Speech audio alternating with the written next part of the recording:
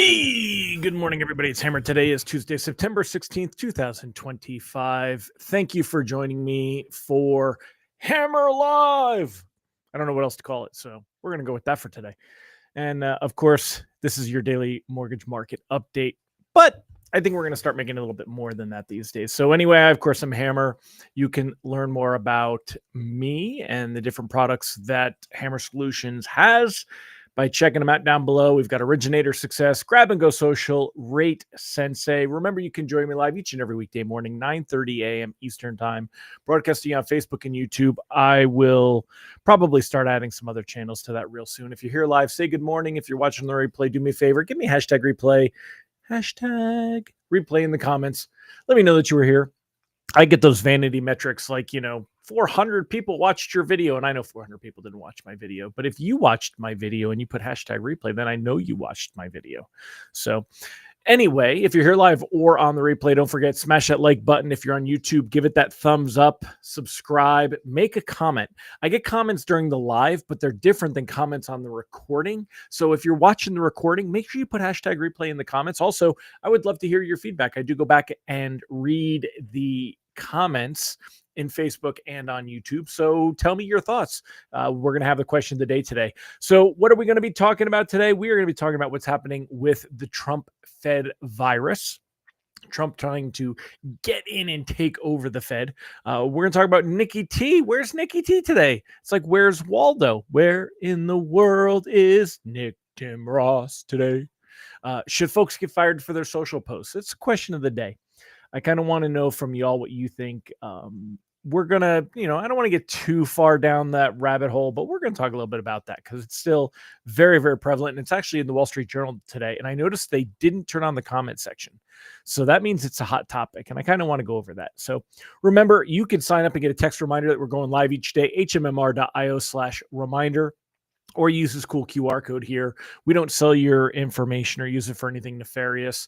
But if you would just like a quick reminder that I'm going live, then go ahead and check that out. Also, if you'd like to sign up for our free daily lock advice emails, you can check those out at ratelockadvice.com. Sign up, get those to your inbox each and every weekday morning, as well as use this cool QR code here. You can sign up for our text alerts at ratetextalerts.com.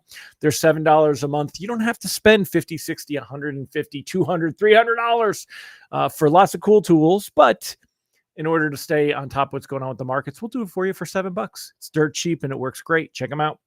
And we'll come back and talk about some of the other stuff. So anyway, if you're here this morning, say good morning. Let's go ahead and get started. Let's say hi to the live folks first. Who do we got here this morning? We'll do a quick roll call. I appreciate all of you that join me. That's why I do this every day. Kyle Mazikas and Mike Brown, Kelly Hamilton, good morning.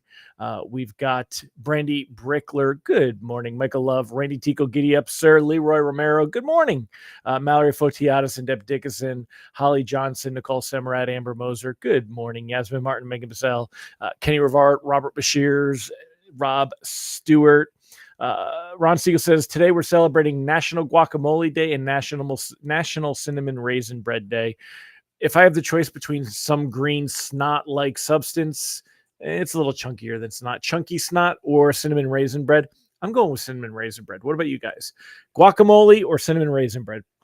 I am not a guacamole guy. I've tried it. I'll eat it once in a while if you mix it in with something else. But there's something about the color, the texture, the flavor. It just doesn't do it for me. Good morning, Angela Walters, Holly Johnson, Kelly Hamilton. So, all right. Well, Amber's hopping in on that one already. Don't worry. We're gonna get in there. We're gonna come back to that. We're gonna get to that one. So we'll get back to you on that one, Amber, for sure, for shizzle and all of that stuff. Morning, Dave Zelinki. Good to see you, my friend. Allison Foy, great to have you here as well. All right, my friend. So let's go ahead and let's get started. I'm going to share the screen with you. We'll dive into some of that, and then we'll come back to that question of the day. So first things first, let's go ahead and do a quick recap of what happened yesterday. If we take a look here, actually, I kind of liked it that way. There you go. If you take a look here, we see that when pricing came out yesterday, right around 100.22, ended the day up about 17 basis points on the day. That is improvement. All right. However, there were really not many reprices better yesterday. It wasn't that big of an improvement, but it is enough to give us a smiley face. This morning, you'll see this little window right here where bonds drifted down and then popped back up, which we see right here. This is when the retail sales data came out this morning. Retail sales data showed right here. Let's see.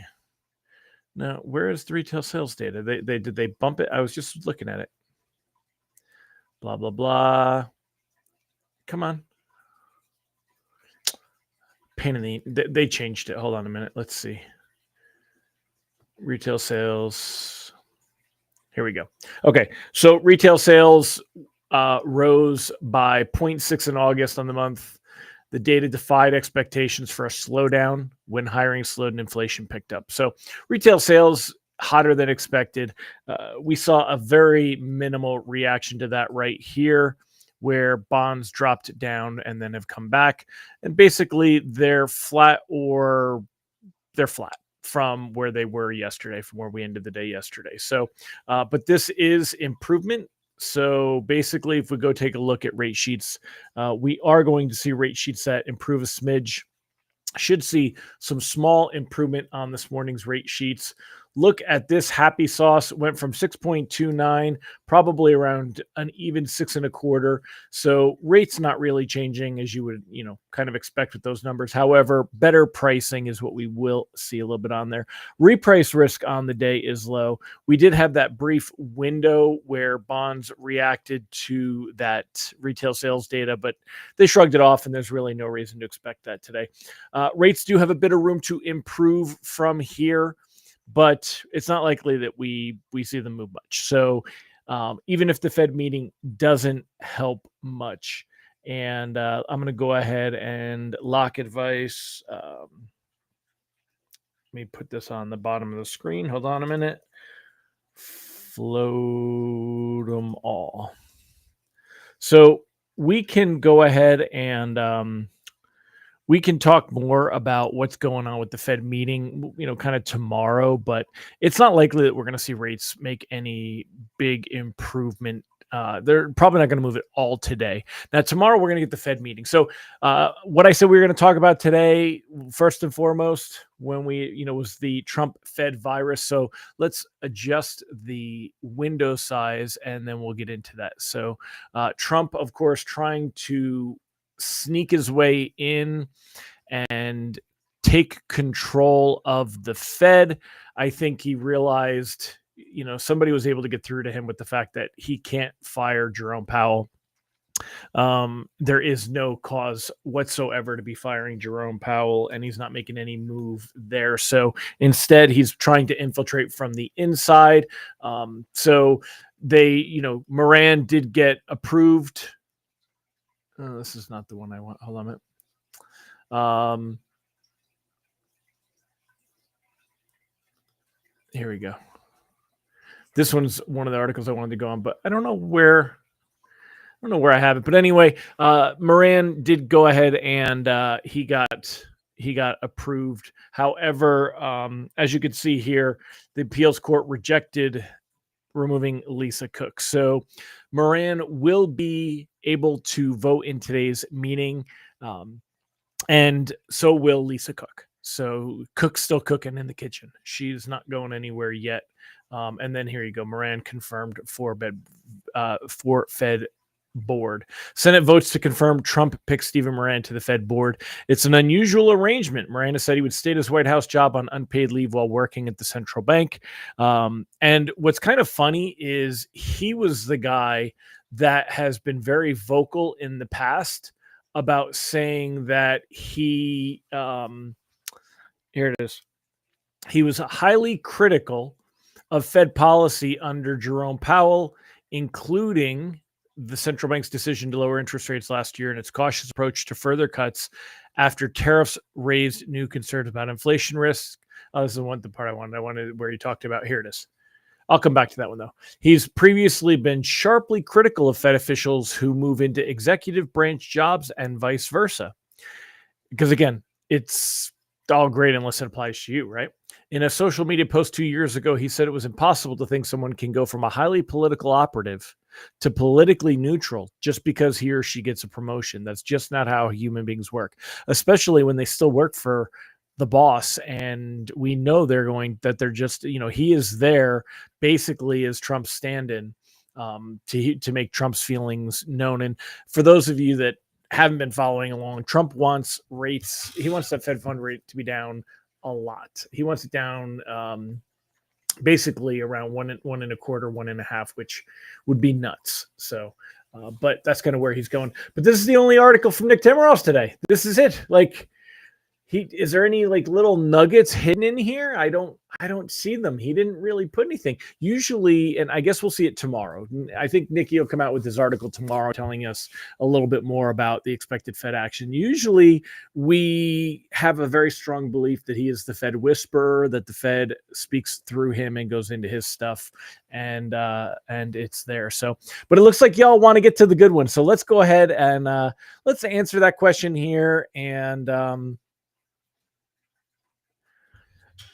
nope, Ron, I judges and the people. So let's get into that one here real quick too. So Ron said, I love your commentary about the Trump virus. Trump nominated several people to SCOTUS and they don't always vote with his opinion. So I guess the concept of the virus is not always accurate. Nope. Totally different scenario. One has nothing to do with the other. The people that Trump put into SCOTUS, I believe, really, first of all, they were judges, and I think judges versus economists and the people he's pushing to get on there now, I think there's a big difference in there. Number one. Number two, they take that role seriously. I believe that. I don't feel that Moran takes his role of being in that he wasn't put in there with this idea that he's going to do what he thinks is better, especially if it was a different view than what Trump has. He is placed in there as a mercenary for the next few months until that term runs out in January, and Trump will either extend him or nominate him again, or will nominate someone else to take that position. But the people that Trump is putting in, and what has happened with Lisa Cook is absolutely would be people that are influenced by Trump to make decisions that Trump wants to be made. Very different than SCOTUS, in my opinion. And they also weren't doing background checks on people in SCOTUS, trying to find, which who knows, they might be doing that now, trying to find that they could find a way to pull somebody out of these, being a lifelong position of being a Supreme Court justice so they could nominate other ones. Did the nomination come first or the opinion? Which you got to clear that one up for me. I don't know. I don't know which part on there. But the opinion that for Moran that somebody shouldn't take that, he's had that stance for years.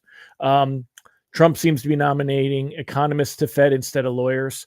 Yeah, I mean, because Moran does have a very strong pedigree for here. I'm trying to figure out where it was. It was in here before I read his pedigree. He has a PhD in economics from Harvard. So, I mean, it's pretty hard to rip apart his economic background.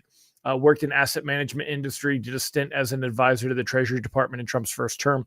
But again, if he had, it's funny because the Alaska Republican, the only Republican who voted against Moran's confirmation, Alaska Senator Lisa Murkowski, said she and Moran had a good conversation over the weekend, but his unwillingness to resign his White House job raised her concern about compromising the Fed independence.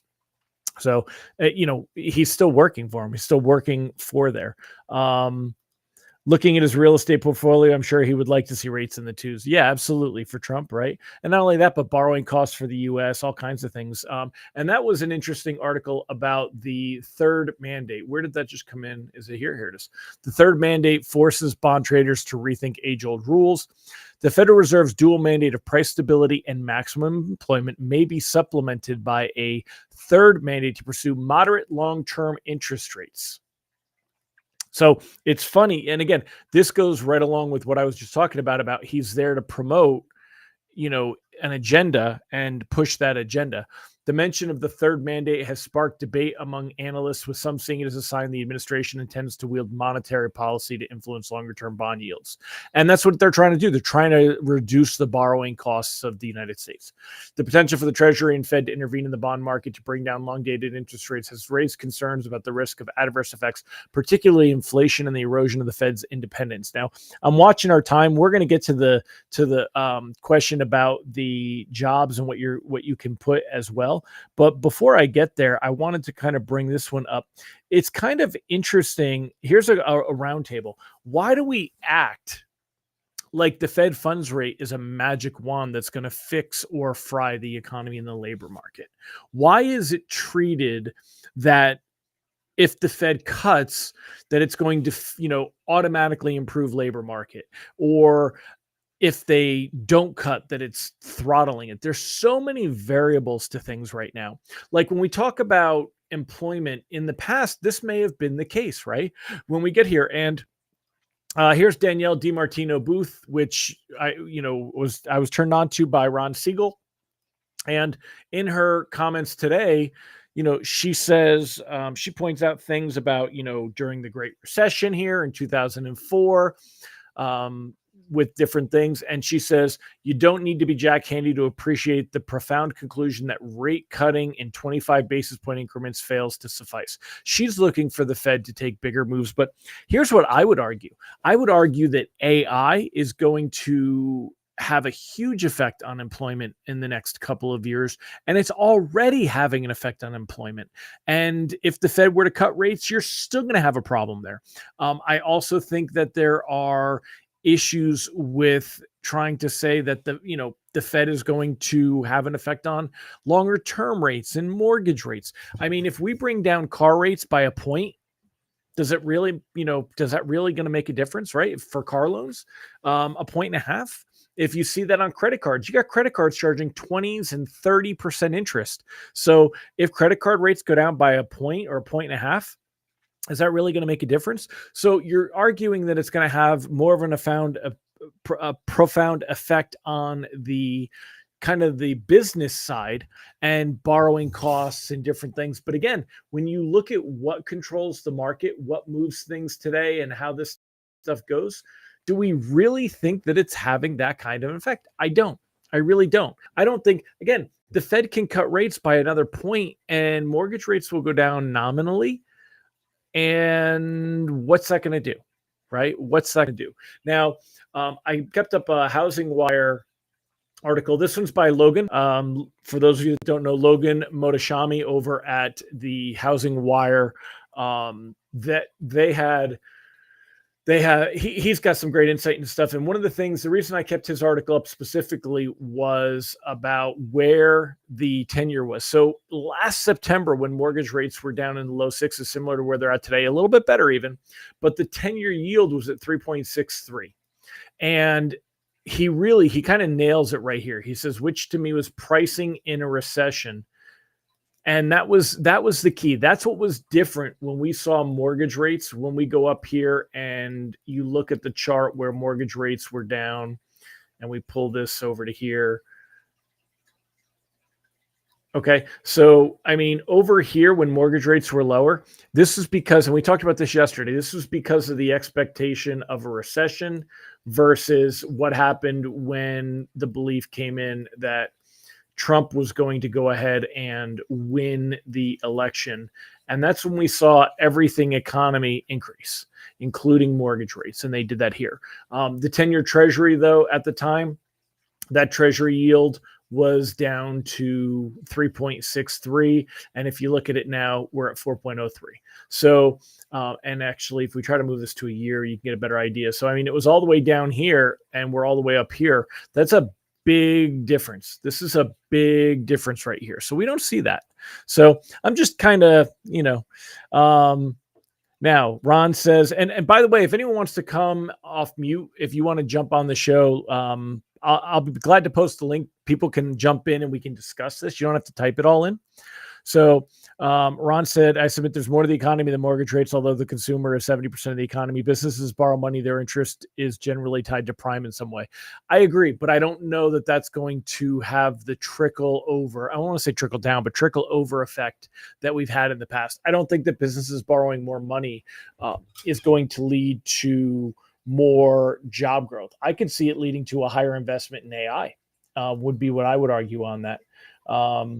And prime, of course, is heavily influenced by the Fed funds rate. It's based off of it. So yes, it's certainly small businesses will be encouraged to hire more people with lower rates. Will they, and why? Will they, and why? I did an informal, conversation with the founders board that I'm a member of back when I was in San Diego a couple of weeks ago.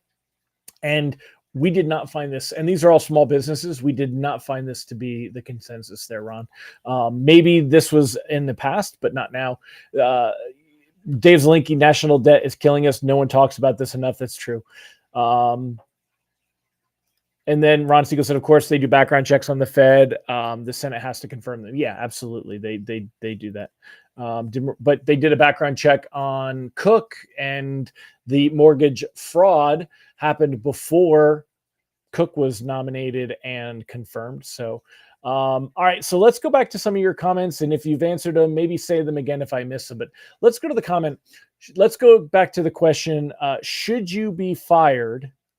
Should you be able to be fired? Should folks be getting fired for their social posts?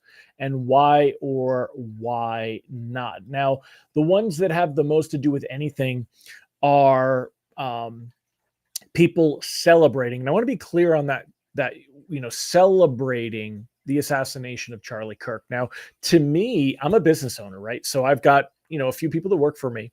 If their views are their views. They can put what they want on social media, and I'm not gonna really bat an eye. However, if I see somebody celebrating someone else's death, if I saw somebody celebrating school shootings, if I saw somebody, and to me, you could say that they're different, but no, there's not. There's nothing and I think that's where there's a lot of pushback from all of us is you just because you disagree with Charlie Kirk, or even if you felt that Charlie Kirk was whatever. Now, it's funny. Remember who's the one death that everybody celebrated, and it was socially okay to celebrate his death? Who was it? And it's happened in the last year. Someone tell me in the comments, who was the death that was socially celebrated on social media with almost virtually no pushback? It was the United Healthcare CEO. The United Healthcare CEO. What was his name? United Healthcare CEO death. Brian Thompson. So, and I don't even remember his name. That shows you that one. And you're right, Robert. It's always okay to say that about the death of Hitler, but Hitler died. He wasn't assassinated. The one who was murdered was Brian Thompson, the CEO for United Healthcare. People are so angry about the state of healthcare in America that they were okay with this. They were supporting this guy, Luigi Mangione. And that was where it was socially acceptable. It was all over the place that people were like cheering this Luigi Mangione guy. It shows you how perception is. So, but for Charlie Kirk and school shootings and it's funny because remember the senator in Hortman who was in Minnesota, her and her husband were gunned down at the front door. That one, there was a little bit where it was okay that people were, it's funny and fickle how that goes. But so for my opinion, if you celebrate that, I think that shows a character flaw. I think it shows a character trait that is concerning, that you're desensitized to think about the fact that somebody was killed, and whether it's school kids or whether it's, and again, people would have cheered. It would have been okay if there would have been a certain amount of the population they would have cheered if Trump had actually been killed during that assassination attempt.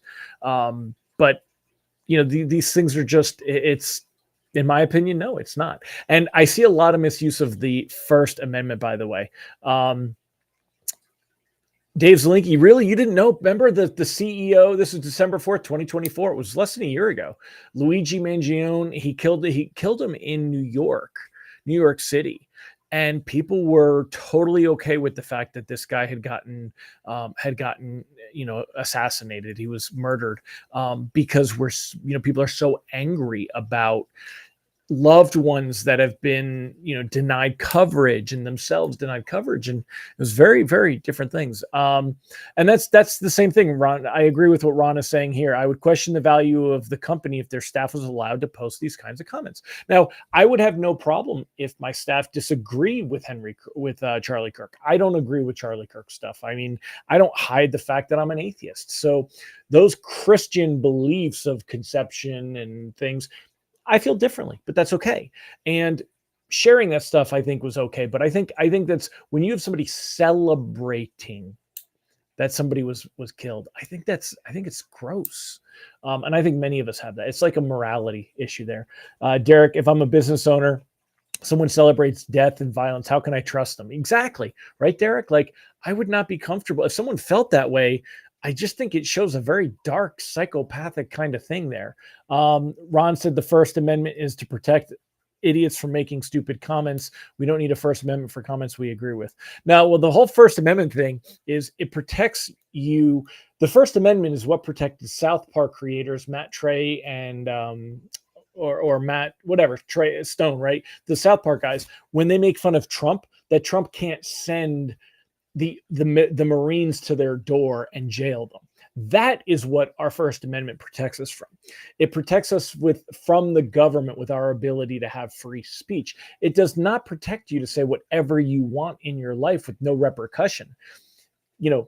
Things have consequences. Actions have consequences. And I have to think about all the things that I want to say and share all the time. And sometimes I go, you know what? As a business owner, I probably need to keep my opinion myself on this one. It's probably not something I need to be putting out there. So you get that same thing where it's the same one, right? And yes, I agree that Charlie Kirk was out of. What's funny is I think Charlie Kirk, I've seen a lot of things that talk about him being hateful and racist. So I never really watched the guy, but I watched a bunch of clips. I could see where people have that opinion, and I could see where people have a different opinion. And I formed my own beliefs on this. But really what I've noticed is ambiguous image. It's kind of like this one. You remember this picture? Let me try to bring it up. I'll share the screen. I can't make it full screen, but I'll bring it up anyway. Remember this picture, and it's what do you see? Do you see a young woman? This is her eyelash. This is her nose. This is her jawline. This is her ear, and she's looking away from us. And this is her hat with a feather. Do you see the young woman?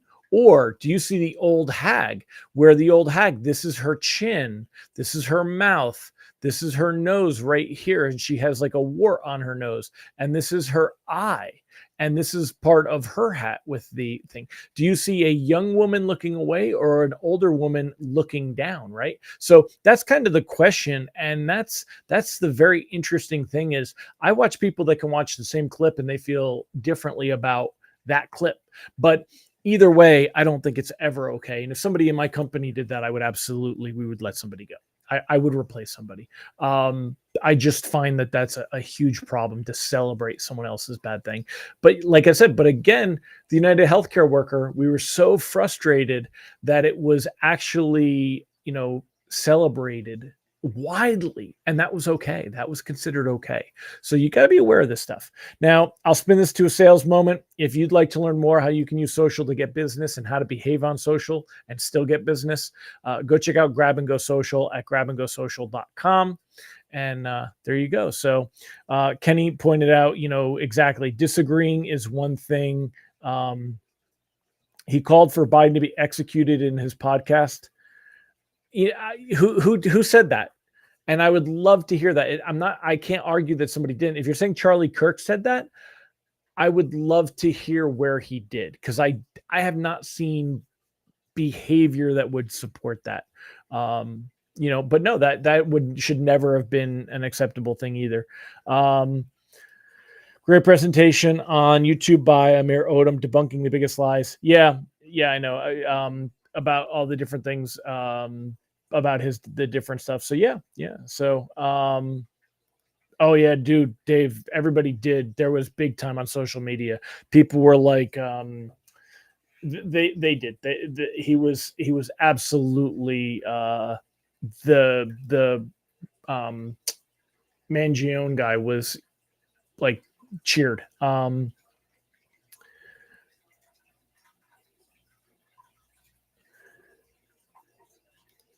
We've seen several people accuse Charlie of being racist when challenged by him. Give an example. I've never seen one. There's one where he talks about, there's a clip that's used a lot where he talks about the Equal Rights Act and the Civil Rights Act in the 60s. And his intention behind it is talking about how it was too broad, and how even though he talks about how there's parts that he were really great, but as a whole it's too broad and it's led to other issues and different things. But people take that to mean that he thinks there shouldn't have been one, and so there's a lot of spin on a lot of these things. And what I've noticed is that when people have an opinion, it's like that image that I showed you.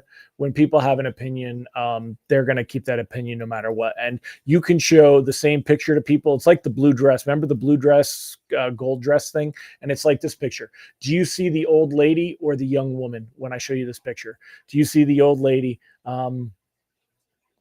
Leroy, I don't know. You've got some weird stuff that you're seeing over there, man. Some weird things. And see, Mark says it never happened, John. And I tend to believe it. I think if it did, it would be out there big. No, he didn't see, John. And that's the thing. I don't want to go too far down this rabbit hole because we're going to get into that same spot. And it's like what I talk about here. He didn't say that Black women don't have the brain power to be taken seriously. What he said was that if he got on a plane or something of that thing, that if the Black woman in that job, would he trust that she wasn't whatever, because standards are lowered in order to get more people in at a certain thing. There was a whole context to that. He has never, if you listen to the man, he was not racist. There was no intent racist. You watch his interaction with so many people. And again, there's plenty of proof, but things like this get taken out for he did not mention Michelle Obama, by the way, or I've not seen a single clip of that. And I think it would be very, very pronounced out there. So if you have it, share it with me. But I saw where he would say a particular situation, but he never, anytime, if I said a woman was not good at her job, that's fine. But if I had said it's a Black woman, well, then it's racist. Well, no, he was saying about DEI and requirements to have certain races. So I looked at these and I don't see it. But again, neither way, if you were upset and don't like him, you should be able to voice that. And if you felt he was racist, you can voice that. If you celebrate that he was shot, that crosses the line in my mind and in many other people's minds, I think is what we found. And that was kind of the question. So those are the things there. There you go. He called for Joe Biden to receive the death penalty, which is very different. But anyway, I'm going to wrap it up. We're at 33 minutes, and I know you guys have to go. I do too. So that was fun. I won't do this a lot because this isn't that kind of a commentary show. But being the fact that there's 39 of you on, must have had something. That is the thing. Kenny, this is the problem. The public's not reading, listening to an entire conversation, picking out short comments. Yeah, and they also get they get pushed around a lot more. So yeah, that's why anything that I've done, I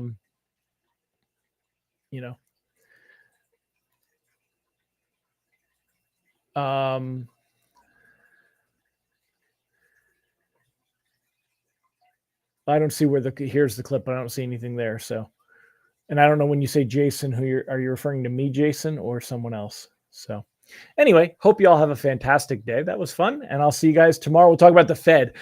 That'll be a lot less inflammatory, if you will. So, all right, everybody, take care. Bye.